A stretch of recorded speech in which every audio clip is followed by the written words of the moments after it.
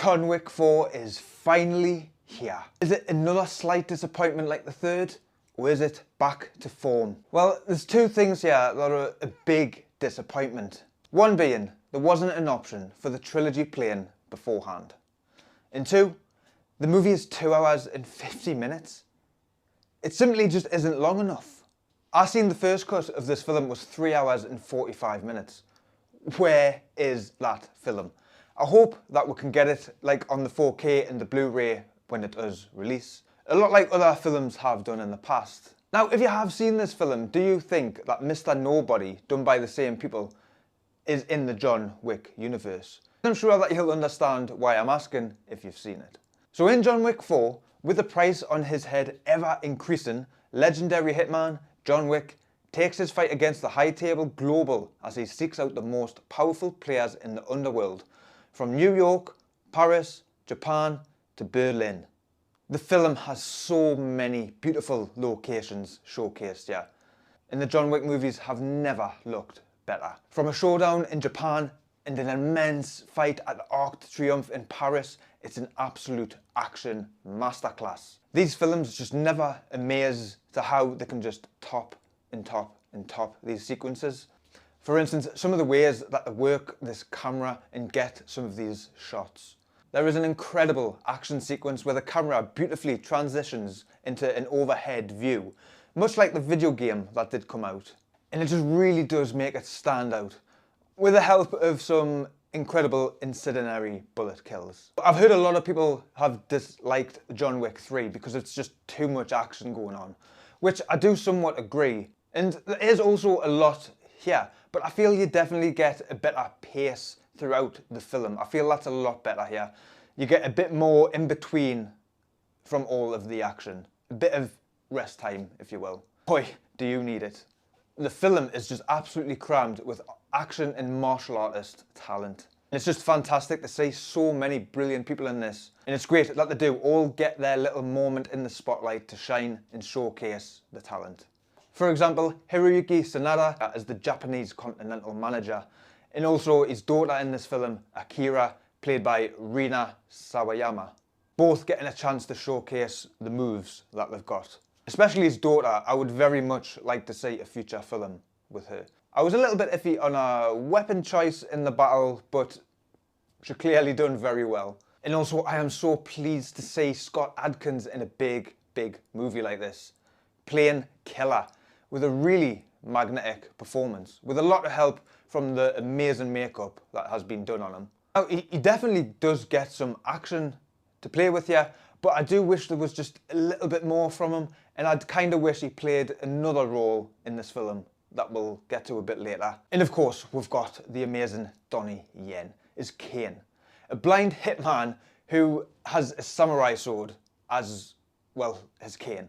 I definitely feel that this is what Mark Dacascos's character Zero in John Wick 3 should have been. He most certainly gets his moment to shine here in what he can do and why he's just such a legend. And he also has an interesting story here as to why he needs to try and kill John Wick. He isn't just a hired hitman with not much else going on, which is, I did really like that as well. And it isn't really a spoiler, but I want to say as little as possible, as I'd like you to go in as blind as possible. Pun not intended.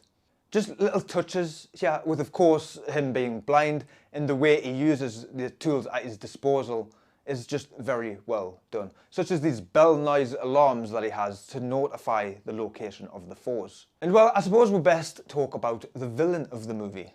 And in this installment of John Wick, we have the Marquis de Gran, played by Bill Skarsgård. He was decent enough.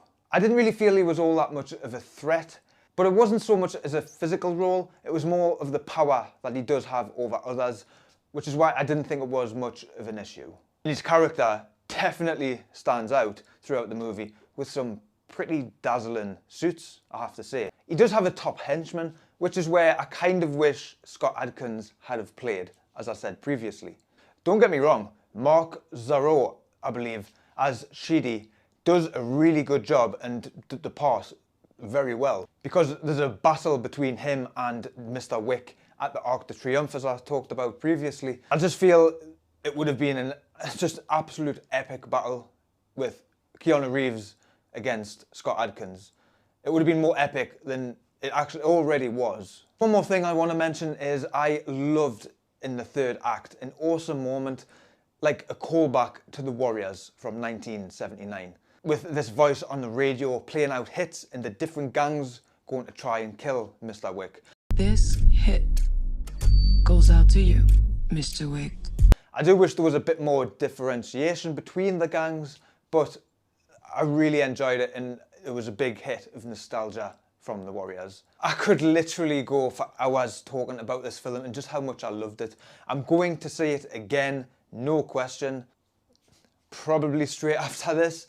I mean, of course, Keanu Reeves just kills this role. I mean, one little gripe would be he doesn't get any lines of dialogue hardly. It's full of, yeah, and I need a gun. That really is kind of all of the dialogue pretty much, maybe with a slight exaggeration. And it does kind of feel just like a movie to try and build this world for other characters further down the line.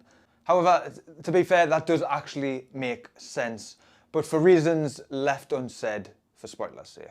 For me, I still feel that 1 is just purely the best because it is just so simple and it was just so extraordinary when it first came out. But this is definitely a close second. John Wick 4 gets a 9 out of 10. If you have enjoyed these films, much like me, I have no doubt whatsoever that you will love this film, along with its many, many characters that could also spin off. Have you seen John Wick Chapter 4? Do let me know your thoughts in the comments, what you thought of the film, or if you're very much looking forward to see it yourself. Believe me, I'm more than happy to talk to you on this film. So thank you all for watching, and if you did enjoy the video, why not stick around with me and watch this video next.